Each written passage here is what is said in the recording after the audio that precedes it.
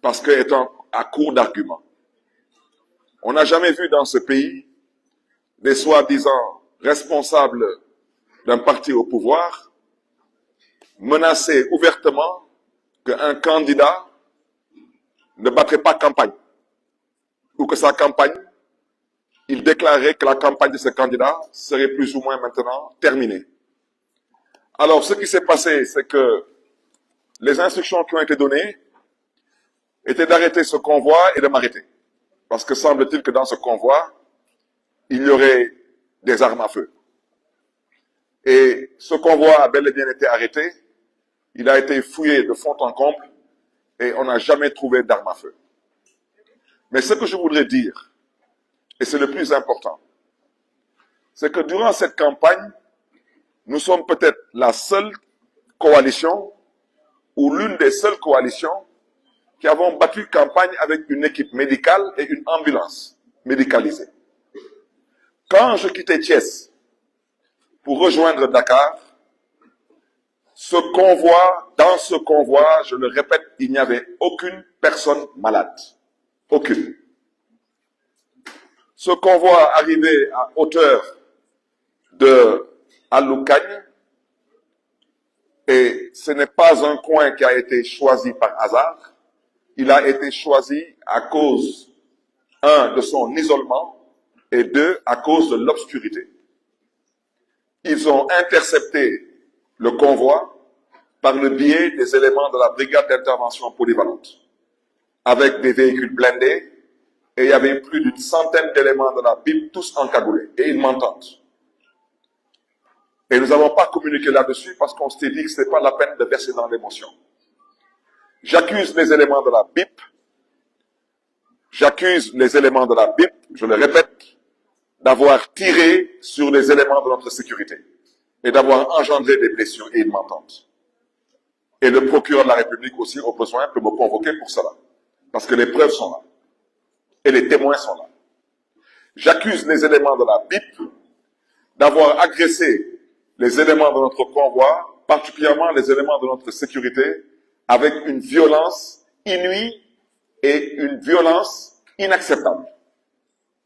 Seulement, je le répète une fois de plus, parce que le prince aurait, semble-t-il, dit que le ministre de l'Intérieur ne faisait pas son travail.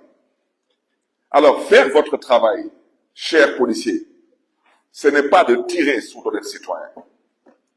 Parce que vous détenez certes le monopole de la violence légale, mais cela ne veut pas dire que vous avez le droit de faire ce que vous voulez. Vous n'avez pas le droit de tirer sur d'honnêtes citoyens désarmés.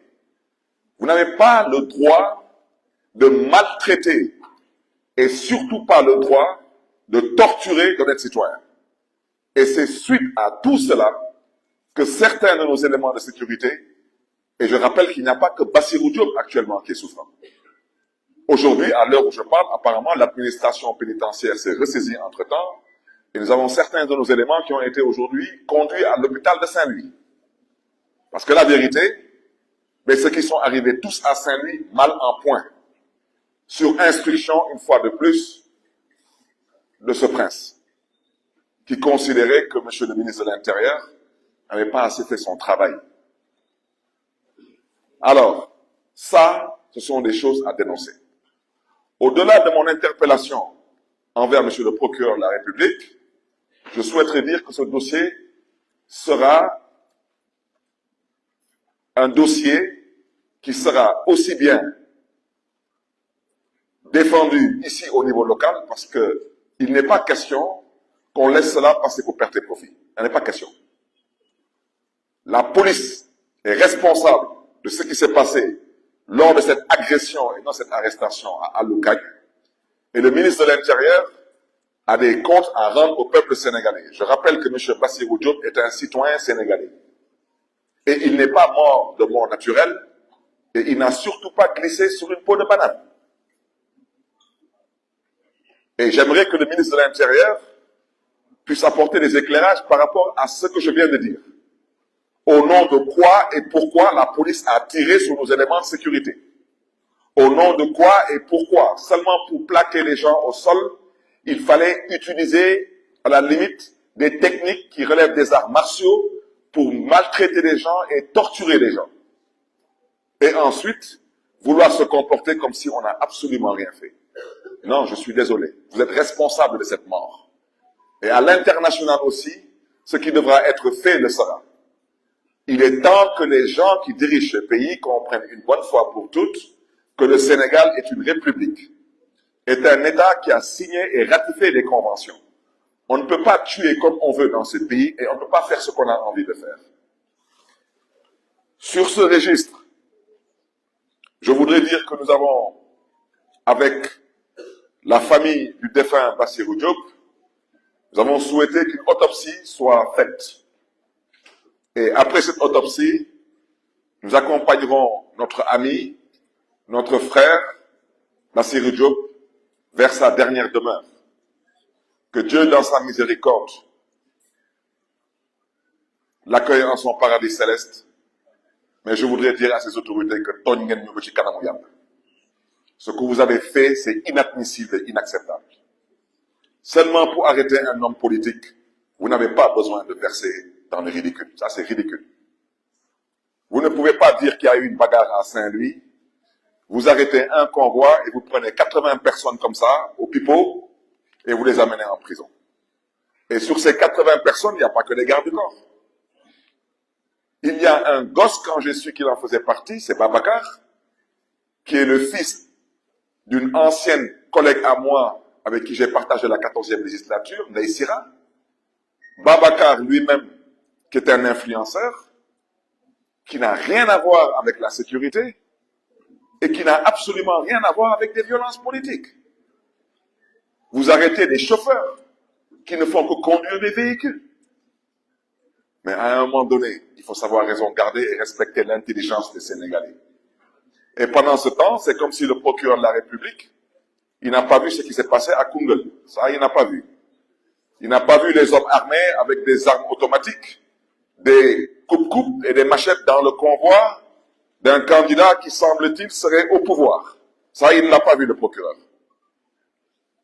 Mais le procureur, il a vu le convoi de Barthélémy Diaz seulement sur la base d'accusations mensongères et faillacieuses. Que semble-t-il, Barthélémy Diaz serait surarmé. Vous avez arrêté le convoi. Pendant 2 heures de temps, vous avez fouillé le convoi. Vous n'avez trouvé aucune arme à feu. Vous n'avez trouvé que du matériel de gardiennage. Qu'est-ce que vous allez expliquer aux Sénégalais maintenant? Et comment est-ce qu'on peut accepter de partir à un procès? Le procès, toutes les plaidoiries ont été entendues. Et le juge se permet de mettre en délibéré 1 mois et 4 jours plus tard pour un dossier qui est traité en flagrant délit. C'est scandaleux et c'est honteux pour la justice de ce pays. Et aujourd'hui, on nous demande d'avoir espoir en cette justice. On aimerait bien en avoir. Mais combien de Sénégalais aujourd'hui ont espoir en la justice de leur pays? On n'a malheureusement pas d'autre choix parce qu'on n'a pas ailleurs où partir. Mais à cette justice, nous avons tout de même le devoir et la responsabilité de les inviter à un peu plus de retenue. Soyez indépendants, soyez justes, et dites le droit et rendez justice au nom du peuple sénégalais. Les 80 personnes qui sont à Saint-Louis n'ont rien à faire en prison. Ces personnes n'ont absolument rien à faire en prison. Ces personnes sont aujourd'hui otages parce qu'on a voulu arrêter un leader politique qui, par la grâce de Dieu, a réussi à ne pas se faire arrêter. Ce n'était que ça. Je voudrais par la même occasion aussi présenter des condoléances et dire que je serai à Saint-Louis dans la semaine pour aller présenter des condoléances à un autre de nos camarades qui malheureusement, le jour du pseudo-procès, son père qui se déplaçait pour venir assister au procès est mort à l'entrée de Saint-Louis suite à un accident. Donc dire seulement encore une fois de plus que tout cela nous peine de voir qu'après toutes ces années de lutte pour que le Sénégal devienne une terre de démocratie, que ces mêmes personnes avec lesquelles nous nous sommes battus, que ces mêmes personnes décident aujourd'hui de ramener le Sénégal encore je ne sais pas combien d'années en arrière. C'est comme si nous sommes maudits. Ça veut dire que nous passons notre temps à nous battre, à verser notre sang, à faire la prison, à sacrifier des vies. Et c'est pour toujours mettre deux pas en avant,